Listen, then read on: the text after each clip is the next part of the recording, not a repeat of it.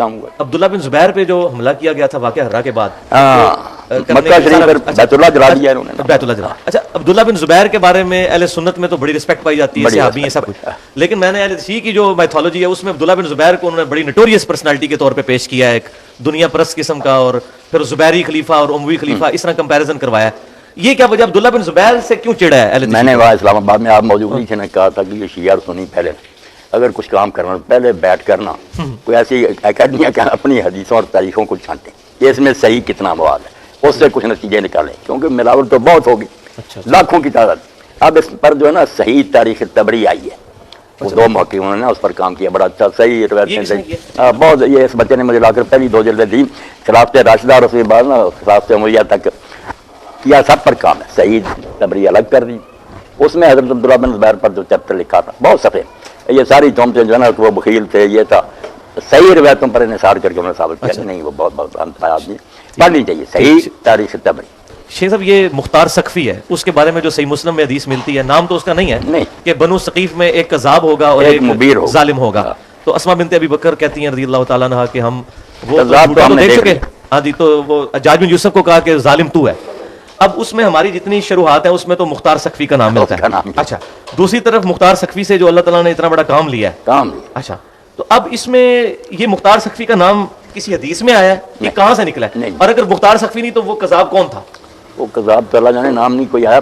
باقی دیکھنا جو بات آپ نے کہ کام بڑا کیا، یہ تو ابن کثیر جیسا آدمی جو جہاں تک ممکن ہوتا صفائی دینے کی کوشش کرتا بنو امیہ، مگر وہ بھی کہتا کہ مسلمانوں کے دل جو جلے ہوئے تھے نا اور سینے سڑ گئے تھے کہ حضور کے بچے کے ساتھ یہ سلوک اور دنیا آرام سے بیٹھی رہی، تو اس نے اس غیظ کو شفا بخشی۔ جب یہ اس نے قتل کیے نا مسلمانوں کے سینے ٹھنڈے ہوئے کہ الحمدللہ ان ظالموں میں سے زمین پر کچھ چلتا پھرتا نظر نہیں آتا۔ اور جب مسلم نے اس کا حصار تنگ کر دیا نا، رسل بھی روک دی، ساتھی جو تھے انہوں نے امان مانگ لی، تو مختار نے پھر دیکھنا آخر وقت آدمی کے مخلص ہونے کی دلیل ہوتی ہے نا، غلطی الگ بات ہے کہ اس نے غسل کیا میت والا، خوشبو لگائی، کفن پہنا، اس نے کہا مسلم میں نے اللہ سے جو دعا مانگی تھی نا کہ مجھے اتنا وقفہ دے دے کہ زمین پر قاتلان حسین میں سے چلتا پھرنا نظر ہے، وہ کام ہو گیا۔ اب پوری دنیا میں کوئی بندہ جو گیا تھا اس جنگ میں زندہ نہیں، اس لیے مجھے جینے کی کوئی نہیں خواہش، جو کرتے میرے ساتھ کر دو۔ ان کی بیویوں کو بعد میں مسلم نے تنگ کیا نا، تم بیان دو کہ وہ نبی کہلاتا تھا اور اس نے دعویٰ کیا تھا، ان بیچاریوں نے ان کو بہت ظلم کے ساتھ اس نے قتل کیا نا، مسلم نے ظلم کیا بڑا۔ انہوں نے کہا ہم کس طرح گواہی دیں، ہماری عمر اس کے گھر میں گزری، جو اس نے کہا تھا کہ میں حسین کا بدلہ دوں گا، اس میں کیا جھوٹ اس نے بولا، سچ کر دکھایا، اور ہم نے کبھی یہ بات اس سے نہیں سنی کہ میں نبی ہوں یا میرے پاس گواہی آتی ہے، یہ سب بہتان ہے، ہم اس کے خلاف یہ گواہی کیوں دیں؟ اچھا، عبداللہ بن سبا کا ذکر شیعہ کی کتابوں میں جیسے ابن حزم لکھتے ہیں نا کہ صحابہ کرام اس کے پیچھے جمع پڑھتے تھے، نماز پڑھتے تھے، اس کے بیت المال کو زکات دیتے تھے، اس سے وظیفے قبول کرتے تھے، یوسف کے پیچھے بھی پڑھتے تھے، نہیں پڑھتے تھے، پھر وہ یہ کافر ہونا جو کہتے ہیں، نہیں بات نبی کی ہے نا، اگر اس نے نبی ہونے کا دعویٰ کر دیا تھا اس لیول کا نہیں، پھر اس لیول۔ عبداللہ بن سبا کا ذکر اہل سنت کے ہاں تو بہت ملتا ہے، اہل تشیع کی کتابوں میں بھی، ابھی شیخ زبیر علی زئی صاحب نے بھی ایک روایت اور رجال کشی کتاب ہے اس میں سے نقل کی ہے کہ امام جعفر کہتے ہیں رحمۃ اللہ علیہ کہ یہ ہماری طرف جھوٹی چیزیں منسوب کرتا ہے اور ہمارے ائمہ اہل بیت کا راستہ اس نے چھوڑ دیا ہے۔ تو عبداللہ بن سبا کے بارے میں مجھے پتہ چلا کہ آپ کا شاید کانسیپٹ یہ ہے کہ آپ کوئی کہتے ہیں کہ اس طرح کی کوئی پرسنالٹی نہیں تھا۔ نہیں ایسی بات نہیں، میں یہ کہتا ہوں سنی سنائی بات ہے، ویسے تحقیق نہیں ٹھیک ہے، کئی لوگوں نے تو کتابیں لکھی ہیں نا شیعوں میں، سے بھی لکھی ہیں، تھا حسین ہی کہتا تھا کہ لوگوں نے گڑ لی بات، مگر یہ بات جو نا شیعوں کی کتابوں میں تو ٹھیک ہے، واقعی ذکر یہ باتیں نا ہیں، مگر اہل سنت کی کتابوں میں جنہوں نے زور لگایا نا صرف ایک روایت نکالی قدیم جس میں امام شاہ بھی کہتے ہیں عبداللہ بن سبا کا ذکر کرتے ہیں، مگر اس میں بھی پھر وہ لوگ مانتے ہیں کہ مجالد یہ روایت کرتا ہے اس کو ضعیف ڈال، اور کسی نے نہیں، اس سے پہلے کی کوئی روایت سنی ہو کہ نہیں ملی، بعد میں لے، اور اسی لیے آپ دیکھتے ہیں نا حدیث کی کتابوں میں حضرت عثمان کے فتنہ کے بارے میں بہت کچھ لکھا، مگر عبداللہ بن سبا کا نام صحاح میں یا کہیں نہیں آتا کہ ادھر تو کہیں نہیں۔ اب جو محقق ہے نا یہ تاریخ تبری والے، انہوں نے بھی کہا کہ وجود تو ثابت ہے، اگر ہم کہنا ایسا آدمی نہیں تھا، یہ نہیں بات، کیونکہ بہت کتابوں میں ذکر ہے، مگر جو یہ ہے نا کہ اس نے اس ہنگامے کو برپا کیا اور سارا اس کا رول تھا، یہ غلط ہے، اس کا کوئی دخل نہیں، یہ تو مروان کا سارا فتنہ ان کا اپنا ہی ہے۔ اچھا شیخ صاحب، یہ ایک بڑی خطرناک روایت ہے صحیح مسلم میں 7000 مجالد، یہ مجالد ہی اس روایت پر راوی جس میں آتا ہے نا حضرت عمر نے ایک صحیفہ لے آئے اور حضور کے سامنے یہودیوں کا پڑھنا شروع کیا، آپ کا چہرہ انور متغیر ہو گیا، حضرت ابو بکر نے کہا عمر دیکھتے نہیں ہیں، یہ مجالد کی وجہ سے یہ نہیں۔ اچھا صحیح مسلم میں ایک حدیث ملتی ہے کہ جب سیدنا عمار سے کسی نے پوچھا کہ آپ علی اور معاویہ والے مسئلے میں علی کے ساتھ کیوں ہیں، کیا رسول اللہ نے کوئی عہد لیا تھا؟ تو انہوں نے کہا نہیں، یہ میری اپنی رائے ہے، البتہ رسول اللہ صلی اللہ علیہ وسلم نے ہمیں بتایا تھا کہ میرے صحابہ میں 12 منافق ہیں۔ اچھا اب یہ 12 منافق ہیں، وہ جنت میں داخل نہیں ہو سکتے جب تک اونٹ سوئی کے ناکے سے نہ گزرے۔ اور ان حضرت حذیفہ کا بھی ذکر کیا اس میں انہوں نے. اب یہ ہمارے اہل حدیث لوگ جو ہے نا صفی اس کا کیا جواب اہل سنت دیتے ہیں؟ اس نے حضرت عمار کے بارے میں کہا یار اس نے بہت برا کیا، بدگمانی کی، ان جنگوں پر اس بات کو چشمہ کر دیا کہ 12 مرہ وہ حضرت عمار پر ناراض ہوا صفی الرحمان. مگر انہوں نے تو کہا بھائی ہدایت تو نہیں ہمارے پاس، مگر یہ بتایا تھا کہ 12 منافق ہیں وہ جنت میں بائی نیم نہیں بائی نیم مینشن کیا. اچھا آپ نے ایک لیکچر کے دوران کہا کہ یہ جو خلافت راشدہ کے بعد جتنی فتوحات ہوئی ہیں یہ صرف دنیا پرستی تھی. ان خلافت راشدہ کو حق پہنچتا تھا وہ لوگوں کے کہ ہم نے یہ سسٹم بنایا ہے تو وہاں بھی اسلام کا نظام چاہتے ہیں. جو بعد میں خود لٹیرے بن گئے ان کو کوئی حق نہیں پہنچتا تھا کہ وہ فتوحات کرتے. تو دوسری طرف بخاری مسلم میں ملتا ہے کہ آپ صلی اللہ علیہ وسلم کو فرمایا گیا کہ زمین کے خزانوں کی چابیاں آپ کے ہاتھ میں دی گئیں اور فرمایا مجھے وہ ساری سرزمین دکھائی گی جہاں تک میری امت پہنچے گی. حضور اس پہ خوش ہو رہے ہیں ان فتوحات کے اوپر صلی اللہ علیہ وسلم. خوش تو ہونا یہ بات الگ ہے، جیسے آپ نے فرمایا نا کہ فاجر آدمی کے ذریعے اللہ تعالیٰ دین کی تحقیق ہے، وہ فاجری ہوتا ہے مگر دین کو فائدہ پہنچ جاتا ہے. ان کی فتوحات سے اگر اسلام پھیل گیا مساجد کیا ہوگی، دین کا تو فائدہ ہی ہوا. حضور کی تو خوشی کی بات ہے، مگر ان لوگوں نے ان کو فتح کر کے اپنے محل بنائے، عیاشیاں کی، بیت المال میں خربرد کی، نظام اسلامی قائم نہ کیا. اچھا سنن طبرانی میں ایک روایت ہے اور المستدرک الحاکم میں بھی موجود ہے کہ ابو ایوب انصاری رضی اللہ تعالیٰ عنہ اور سیدنا معاویہ رضی اللہ تعالیٰ عنہ کے درمیان ایک مکالمہ ہوا تھا. تو اس میں کنکلوژن اس کی یہی ہوئی تھی کہ سیدنا معاویہ نے پھر ابو ایوب انصاری کو کہا کہ تمہیں پھر اس موقع پر نبی صلی اللہ علیہ وسلم نے کیا حکم دیا تھا انصار کے بارے میں، ظلم ہوں گے بعد میں. تو انہوں نے کہا نبی صلی اللہ علیہ وسلم نے ہمیں کہا تھا صبر کرنا، تو انہوں نے کہا پھر تم صبر ہی کرو. اس پہ مجھے ایک بندے نے کہا ہے کہ یہ نبی صلی اللہ علیہ وسلم کی توہین ہے کہ نبی صلی اللہ علیہ وسلم نے تو ان کو کہا تھا آپ نے صبر کرنا ہے، اور سیدنا معاویہ نے یہ جو کہا کہ تمہیں رسول اللہ نے کہا تھا صبر کرو تو پھر صبر ہی کرو. آپ کا اس بارے میں کیا موقف ہے کہ اس کو کسی درجے میں اس روایت کو رادی کرنا چاہیے نا؟ باقی یہ جو ہے نا صحت تو ٹھیک ہے ویسے نہیں، صحت جو ہے نا بات یہ تو بخاری شریف وغیرہ میں صاحب معاویہ کا قصہ چھوڑ کرنا کہ آپ نے کہا کہ انصار تو میرے بعد اپنے پر ترجیح پاؤ گے، لوگ تمہیں چھوڑ کرنا صبر کرنا. ابن حجر بھی کہتا کہ وہ معاویہ دوسرے زمانوں میں ایسا ہی ہوا کہ ان کی حق ترجیح ہوئی. اور یہ قصہ جو ہے نا اس کی سند دیکھنا اس کی کمزوری ہے. باقی اگر حضرت معاویہ نے یہ کہا تو پھر کہ اس کے بعد انہوں نے مسلمان کہلانے کا تو حق نہیں.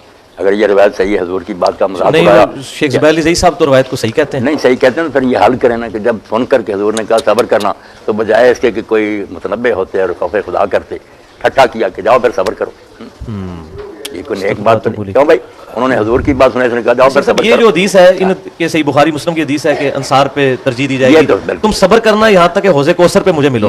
اور پھر بخاری مسلم میں یہ ہے کہ میرے حوض کوثر پہ کچھ میرے اصحاب آئیں گے اور میں کہوں گا اصحابی اصحابی. بالکل. اچھا اب یہ ڈاکٹر طاہر القادری صاحب نے بھی یہ روایت بیان کی ہے اور وہ اس کی تعویل کر گئے ہیں کہ اس سے مراد صحابہ نہیں، اس سے مراد ہے نبی صلی اللہ علیہ وسلم کے امتی، حالانکہ وہاں تو واضح موجود ہے.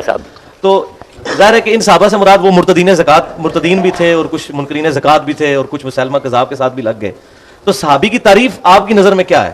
ہم تو یہ سمجھتے ہیں جس نے ایک دفعہ بھی حضور کو دیکھ لیا، ہمیں یہی بتایا گیا بچپن سے، حالانکہ کئی ان میں سے ایسے ہیں جو بعد میں سیدنا ابوبکر کے خلاف بھی کھڑے ہو گئے. ہاں جی، تو صحابی کی تعریف اہل سنت کی کتابوں میں کیا ہے؟ صحابی کس کو کہا جائے گا؟ کچھ لوگوں نے تو دائرہ روایت کا وسیع کر رہے ہیں کہ حدیثیں بہت کہیں یہی کہہ دیا کہ دور سے بھی دیکھا نا ہاں جی ہاں جی وہ صحابی ہو گیا. بہت سے جو نا بڑے بڑے محقق خود کو کہتے ہیں یار یہ صحبت جو نہیں، صحبت جو کہتے ہیں دیر تک آدمی ساتھ رہے، کچھ فائدہ اٹھائے، اس کی مجلس میں رہتے، وہ پھر شرطیں لگاتے ہیں کوئی آپ کے ساتھ جہاد کیا ہو، کوئی دیر تک رہا. بات تو ان کی بدلی، صحبت تو اسی کی. اچھا یہ بتائیے کہ سیدنا طلحہ اور زبیر نے کیا سیدنا علی کی بیعت کر لی تھی؟ اب جب حیرت ہوتی ہے نا کہ یہ کہتے نہیں جو آپ کی زندگی میں اسلام لایا، بھائی جو آدمی اسلام لایا اور وہ آپ کی اونٹنی کی مہار پکڑ کر حجۃ الوداع میں کھڑا تھا اور اس پر حضور کی اونٹنی کا لعاب گر رہا تھا اور آپ کے خطبے کی آواز وہ پہنچاتا تھا، وہ حضرت عمر کے زمانے میں پھر مرتد ہو کر نصارہ کے پاس چلا گیا شام میں. اس لیے پھر علماء لکھتے ہیں کہ جو اس کو بھی اب صحابی میں درج کرتے ہیں یہ ارتداد کی بخاری مسلم میں کاتب وحی کے بارے میں بھی لاش ہی نہیں قبول کی اس کی زمین دینا. اچھا یہ بتائیے سیدنا طلحہ اور زبیر نے کیا سیدنا علی کی بیعت کر لی تھی؟ بیعت کر، تو اگر بیعت کر لی تھی تو اچانک ان کا ذہن کیوں بدل گیا؟ کہتے ہیں کہ ان کے اوپر گردنوں پر تلواریں تھیں. ہاں جی، اگر ہم کہتے ہیں کہ یزید کی بیعت لوگوں نے ڈر کر یار صحابہ نے کی تو تم نہیں مانتے. ادھر طلحہ زبیر جو اشرا وشرا وہ مانتے ہو کہہ کہ میں نے تلوار کی وجہ سے نہیں کر. طلحہ زبیر اگر ڈر کر کہہ سکتے ہیں تو پھر مان لو کہ بعد میں جنہوں نے یزید اور معاویہ کی بیچاروں ڈر کر کی. حالانکہ تلوار والی بات بالکل ہے، انہوں نے اپنی خوشی سے بیعت کی تھی. حضرت علی کہتے رہے تھے کہ تم میں سے جو بننا چاہتا بن جائے، میں اسی طرح مانوں گا جس طرح پہلے، مگر انہوں نے کہا نہیں حالات ایسے ہیں آپ کے سوا کوئی نہیں سنبھال سکتا.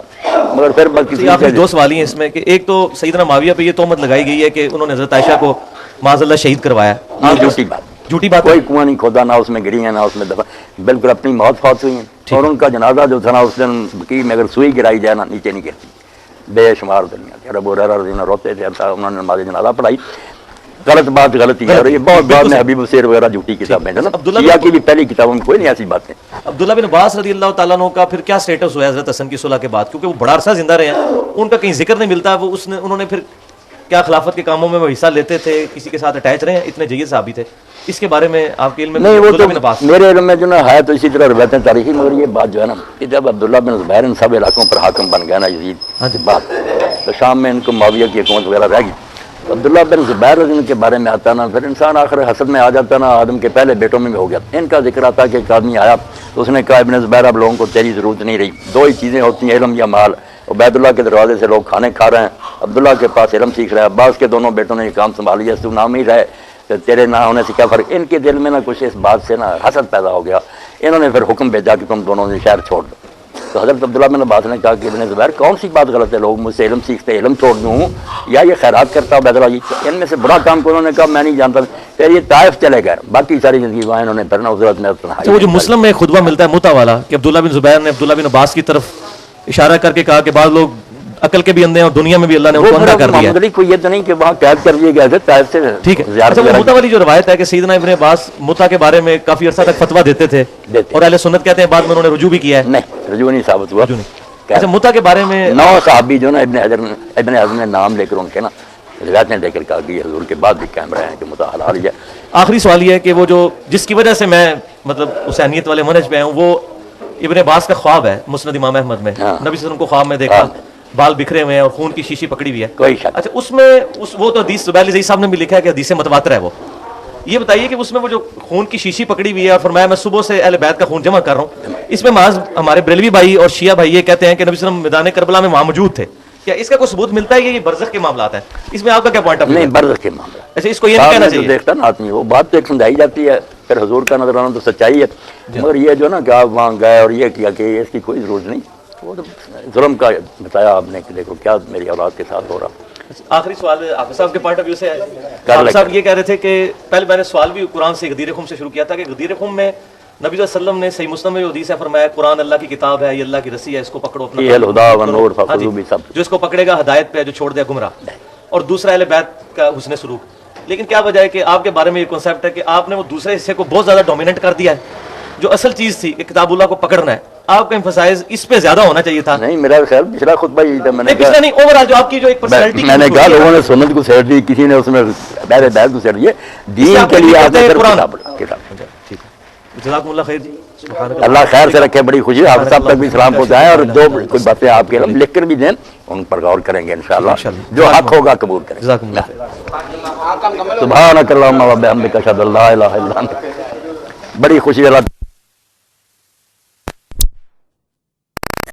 حمید بن عبد الرحمن سے روایت ہے کہ حضرت عمر بن الخطاب اور حضرت عثمان بن عفان رضی اللہ عنہ نماز پڑھتے تھے مغرب کی رمضان میں، جب سیاہی ہوتی تھی پشان کی طرف، پھر بعد نماز کے روزہ کھولتے تھے. تھلے لکھا کیونکہ مغرب کی نماز جلدی پڑھتے تھے، اس وجہ سے روزہ کا وقت مکروہ نہ ہوتا تھا. ابن ابی شیبہ نے انس رضی اللہ عنہ سے روایت کیا کہ میں نے کبھی نہیں دیکھا رسول اللہ صلی اللہ علیہ وسلم کو نماز پڑھتے مغرب کی قبل افطار کے، اگرچہ ایک ہی گھونٹ پانی کا. پس پیروی رسول اللہ کی مقدم ہے حضرت عمر حضرت عثمان کی پیروی سے، اور شاید یہ فعل ان کا کسی عذر کے سبب سے. اے پائی امین چپ کرنا. یہ میرے پائی نے روایت بخاری موتا جی بھائی حضرت عمر اور حضرت عثمان رضی اللہ عنہ یہ مغرب کی نماز پڑھ لیں گے سی جدوں سورج ڈب جاتا سی رمضان تے روزہ نہیں سی کھول دی، روزہ نماز تو بعد کھول دے سی اور یہ معاملہ رمضان سی. اے موتا کی روایت یہ بارے سے پوچھ دے مولانا عبد البھائی انہوں نے جان چھڑائی کہ رسول اللہ کھول لیں گے سی، تو اصلی تو ہی طریقہ یہ کسی عذر تو ہوگا. مگر اصلی گل ہے بھی پاوے محتاج لکھی نا یہ روایت نہیں صحیح، کیونکہ جڑا حمید بن عبد الرحمان ہے نا یہ نے زمانہ نہیں پایا نہ حضرت عمر دا نہ حضرت عثمان، وقت دا بندہ نہیں نا، انہیں دسیا نہیں سورس انہوں یہ گل کنے سنائی جدوں کے بعد پیدا ہوا. اس تو چونوں حوالہ پھر کسی لکھا دیں گے، علماء نے پھر لکھ دیا بھی روایت جڑی نا منقطع ہے، یہ جی ٹوٹ جاتی نا تار سے کرنٹ نہیں آتا، یہ جا سلسلہ خراب ہے. یہ حمید بن عبد الرحمان وقت دا بندہ نہیں دس سکیا بھی کیسے دسی گئے یہ چاہ گئے. ویسے ہوں جا لوگ آ مکروہ ہو جاتا روزہ، یہ انہوں کی بھی حالت ہے. مکروہ مکرا کوئی نہیں ہوں، سمجھ لوے بھی سورج غروب ہونے تو بعد روزہ نہیں رہا، کھاوے پیوے بے شک جدوں پاوے ساری رات بھی نہ کھاوے، جدوں نے من لیا نا کہ روزے کا ٹائم ختم ہو گیا روزہ کھل گیا، کھان پینا نہیں کھلتا، یہ مننا کھلتا بے ہوں میں روزے چ نہیں.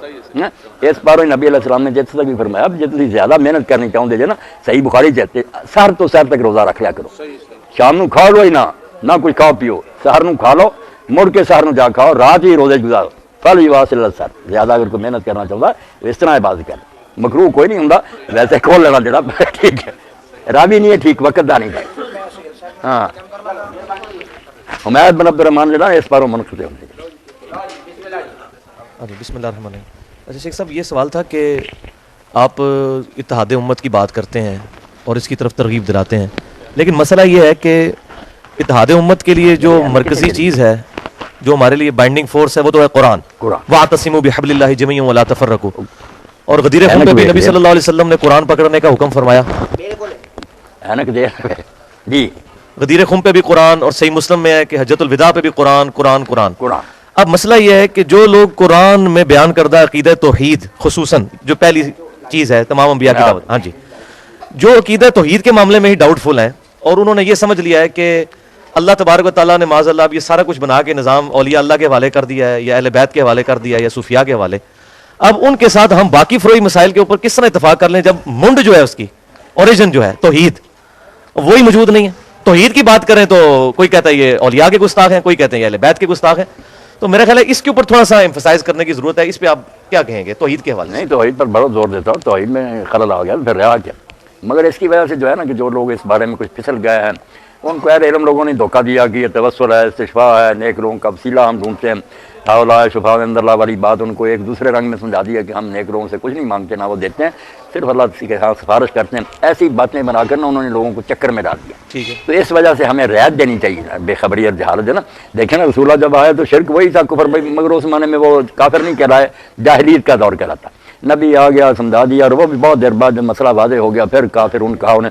تو اس لیے یہ جو ہے نا کہ ہم انہیں کافر سے آئیں اور ان سے نمازیں وغیرہ ختم کر دیں، یہ نہیں ٹھیک ہے. نمازیں بھی ان سے اسلامی تعلق بھی، نکاح طلاق وغیرہ جنازے سب کرنے، ان کی جہالت کو ختم کرنے کے لیے پوری کوشش کرنی ہے، محبت پیار سے نا انہیں سمجھانا کہ یہ توحید کے خلاف باتیں، اور انشاءاللہ وہ تاثیر پیدا ہوگی، شریف لوگ مانیں گے.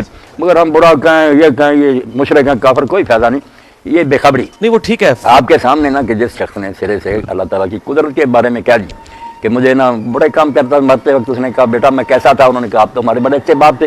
کہا پھر میرے ساتھ نے ایک شروع کیا کہ مجھ سے کام نہیں اچھے ہوئے، اگر میں اللہ کے قابو آ گیا نا لائن قدر اللہ لے یہ اگر اللہ نے مجھ پر قدرت پاری نا میری جان کا چھٹکارا مجھے جلا دینا، میری راکھ بھی ادھر ادھر بکھیر دینا. اس کی سمجھ میں جاہل کی یہ آیا کہ اس طرح کرنے سے نا میں اللہ کے قابو نہیں آؤں، یعنی صفت قدرت کا ہی اس نے انکار کر دیا کہ ایسا اگر میں کہہ دوں پھر نہیں اللہ قابو کر سکتا. مگر اللہ نے زندہ کر لیا اور پوچھا یہ تم نے کیوں کیا، اس نے کیا ڈر گیا تھا. کیا باپ.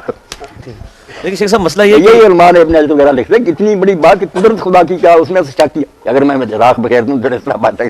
وہ ٹھیک ہے قادر ہے اس بات لیکن یہ ایز اے رول نہیں لوگوں کو بتائی جا سکتی ہے. میرے بھائی صدیاں ہو گئیں، بڑے بڑے علماء نے کتابیں لے کر ان لوگوں کو بتایا کہ یہ چیزیں جائز.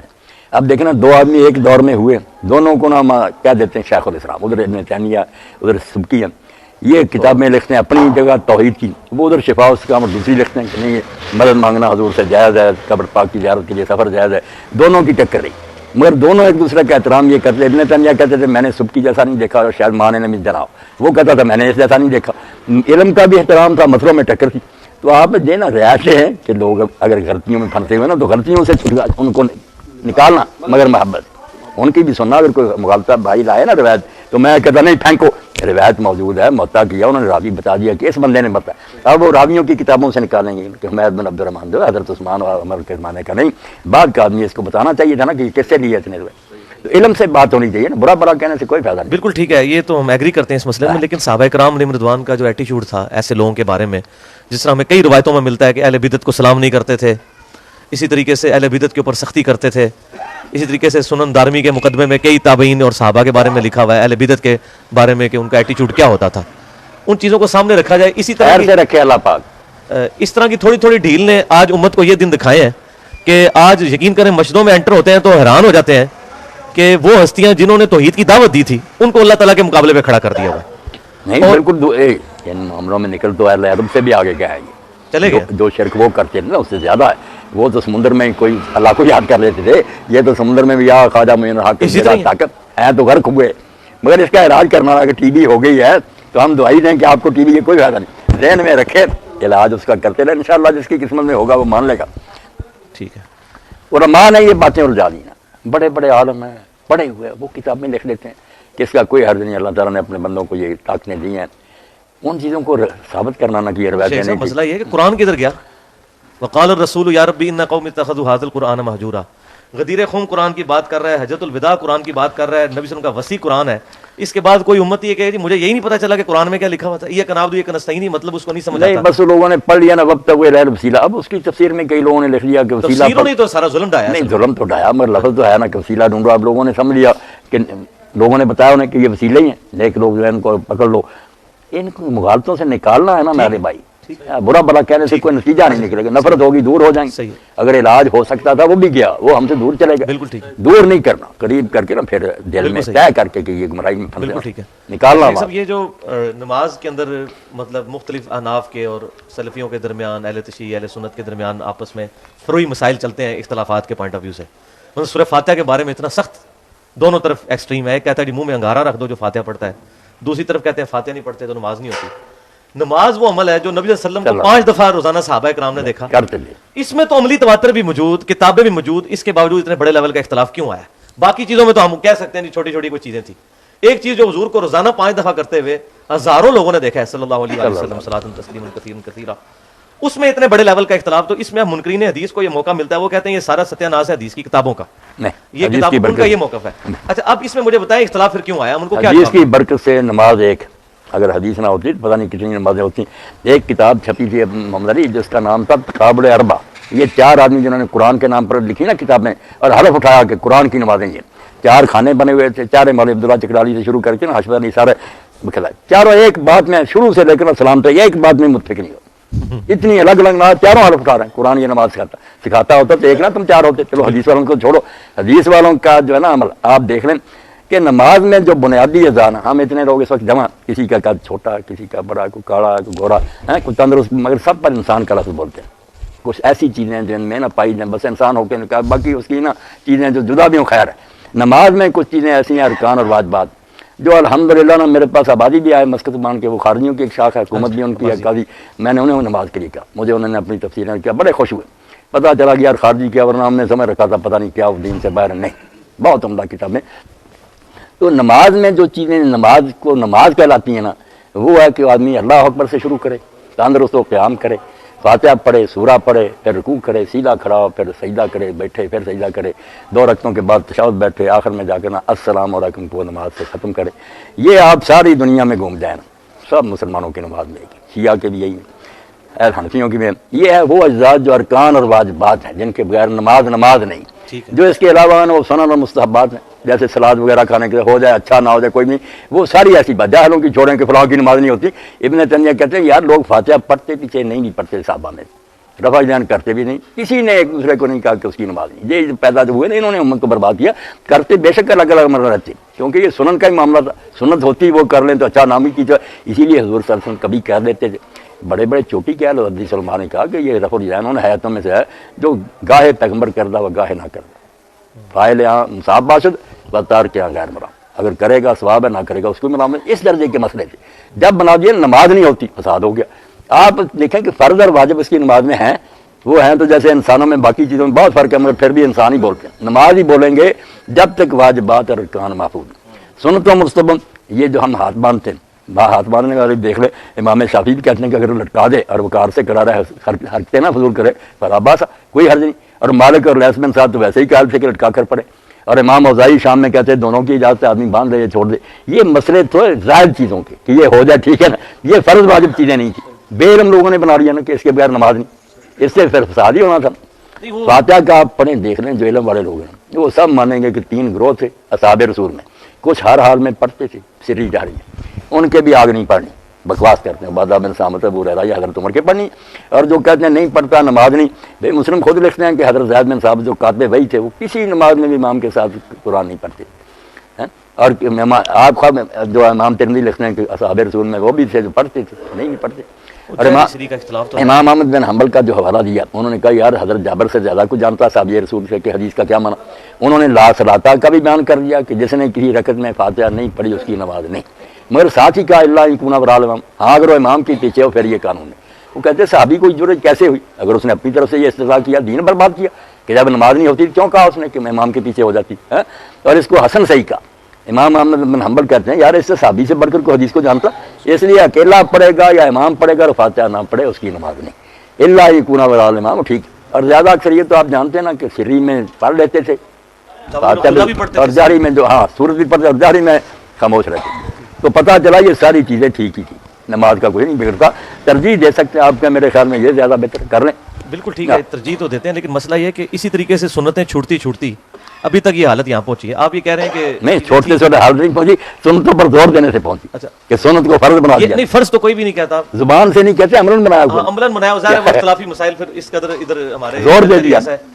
اگر یہی کہتے رہے کر لو ٹھیک ہے، نہ بھی کرو پھر بھی فساد کیوں ہوتا؟ اچھا، وہ مصنف ابن ابی شیبہ میں ایک روایت ملتی ہے کہ سیدنا ابن عمر رضی اللہ تعالیٰ عنہ جو رفع الیدین نہیں کرتا تھا نماز میں، کنکریاں مارتے، یہ بات ٹھیک ہے؟ ہاں تو مسئلہ ہے کہ ابن عمر بھی بڑے متبع سنت تھے، بڑے ہاں جی، تو وہ اتنی نہیں، وہ توجہ دلانے کے لیے کہ بہتر تو یہی کہ رفع الیدین کی ہے، وہ میں بھی کہتا ہوں جیسے شاہ ولی اللہ والذی یرفع حب الی من اللہ یرفع لأن حدیث رفع اکثر کلاس میں۔ لیکن ادھر تو ظلم یہ ہو گیا ہے کہ جو لوگ کر رہے ہیں نا ان کو تختہ مشق بنایا ہوا ہے نہ کرنے والوں نے، جن کی اپنی ایک حدیث جو کہ اصول محدثین پہ وہ بھی صحیح نہیں ہے، کوئی روایت صحیح ثابت نہیں۔ ان کا جرم یہ ہے کہ وہ اور جو کرنے والے ہیں انہوں کا کرنا تو اچھا، مگر جس طرح کرتے ہیں نا رفع الیدین وہ تو خیر غلط ہے، انہوں نے بھی محمد علی بھائی بدنام کر اب یہ کوئی رفع الیدین ہے؟ یہ یہی کہنا کہ مکھیاں اڑا رہے ہیں کیوں بھائی؟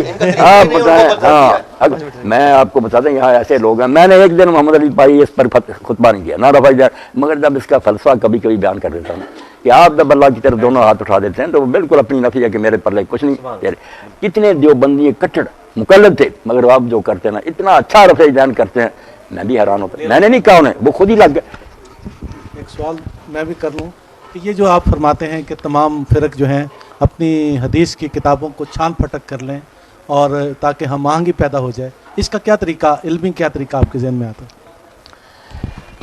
ہر گروہ میں ماشاءاللہ نا ایسے لوگ اب بھی موجود ہیں، شیعہ سنی دوسرے سب ہیں کہ اللہ نے انہیں علم بھی دیا، رجال کے ماہر بھی ہیں، مختلف موقعوں پر وہ اظہار بھی کر دیتے ہیں۔ اب کافی علم وہ حماسہ میں لکھتے ہیں سید مرتضیٰ مطہری کہ افسوس ہے کہ کافی میں بھی یہ روایت آ گئی کہ امام حسین علیہ السلام کی لاش پر ایک آ کر شیر بیٹھ گیا اور لوگ جب گئے آپ کا سر کاٹنے کے لیے تو شیر گرایا تو پھر انہوں نے کہہ دیا یار نہ چھیڑو، یہ ایک مصیبت ہے، گلے پڑ جائے گی۔ وہ کہتے ہیں یہ بھی اتنی بڑی ہماری کتاب میں ایک جھوٹی روایت لکھی، کون سا؟ اور کئی لوگ پھر یامین بھائی اتنا دور چلے گئے ذاکر کہ وہ شیر خود حضرت علی تھے، شیر کی شکل میں آتے تھے، وہاں بیٹھتے تھے۔ اب کیا کریں، ان روایتوں نے یہ امت روایات میں کھو گئی، حقیقت خرافات میں کھو گئی۔ حالانکہ خود علامہ محدثی کہتے ہیں کہ یہ روایت جو ہے نا ضعیف ہے، مگر کتابوں سے الگ کر کے شائع کریں کہ اتنا مواد صحیح کٹھی کر لیں، تقریباً ایک ہی بات ہے، یہ ضعیفوں نے فساد ڈالو۔ یہ کچھ بزرگ جن کو آپ رحمۃ اللہ علیہ کہتے ہیں، رحمۃ اللہ علیہ کہتے ہیں، اب مسئلہ یہ ہے کہ جب ہم تک ان کی کچھ باتیں ایسی پہنچتی ہیں جن میں عقائد کی خرابیاں مجھی ہیں تو اس میں یہ ہم جو ان کے لیے دعائیہ کلمات کہتے ہیں اس کی کیا شرعی حیثیت ہے؟ نہیں تو کل کو کوئی یزید کو بھی امام غزالی کی طرح رحمۃ اللہ علیہ کہے گا، یزید بیچارہ جو ہے نا، یزید کو نیک اس کی بات کو بھی غلط بیان کر دیا، لوگ نیک بالکل نہیں کہا۔ امام علیہ السلام کا خطبہ بھی نقل کیا کہ لوگوں تم دیکھتے ہو حق پر عمل نہیں ہو رہا، لوگوں نے حرام کو حلال کیا لیا، بیت المال لوٹ رہے ہیں، سارے تقریر کی۔ وہ صوفی ہونے کی جیسے نا یہ کہتا کہ یار شیطان کو بھی اگر کوئی لعنت نہ کرے تو بگڑتا، وہی وقت ذکر میں گزارو، وہ اس کا تصوف ہے۔ وہ کہتا چلو کلمہ گو تھا، جب ہم کہتے تھے اللہ مسلمانوں پر رحم کرو، وہ بھی بیچارہ آ جاتا۔ یہ اس کی نا درویشی کی بات ہے، نیک نہیں کہا، بالکل وہ جانتا کہ فاسق فاجری ہے، لوگ غلط بات بیان کرتے۔ یہ ایک الگ بات ہے کہ ذکر حسین بھی حرام ہے، صحابہ کرام کی توہین ہو جاتی ہے، وہ تو پھر ابن حجر مکی بھی لکھتا ہے لوگوں کے دلوں میں چور ہے نا۔ میں کہتا ہوں یار یہ اعتراف جرم ہی ہے نا، اگر صحابہ کا قصور نہیں تو آپ کو کیا ڈر ہے؟ آپ مسئلہ لائیں میدان میں، ان کو بڑی کریں، اور اگر قصور کو نظر آتا ہے تو پھر چھپانے کا کوئی فائدہ؟ آپ کہیں گے ذکر نہ کرے، لوگوں کو یقین ہو جائے گا کہ ہے بھائی کوئی داڑھی میں چور آ گیا لینے کے لیے بھائی۔ الحمدللہ رب العالمین والصلاۃ والسلام علی رسول الکریم سیدنا محمد وآلہ وصحبہ۔ اللہم استعملنا بسنت نبیک وتوفنا علی ملتہ واعذنا من مضلات الفتن۔ اللہم وفقنا لما تحب وترضى واجعل آخرتنا خیرا من الاولى وصلی اللہ تعالی علی خیر خلقہ سیدنا محمد وآلہ وصحبہ اجمعین۔ آمین یا رب۔ بڑی خوشی ہے، اللہ تعالیٰ خیر سے رکھے، جب بھی چاہے آئے۔